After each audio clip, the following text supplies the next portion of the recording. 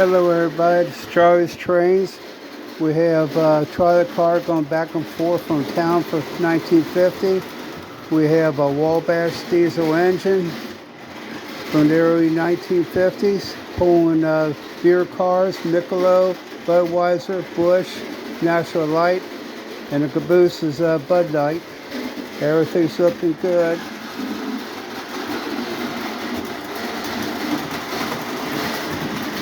If you would you please subscribe to me on YouTube?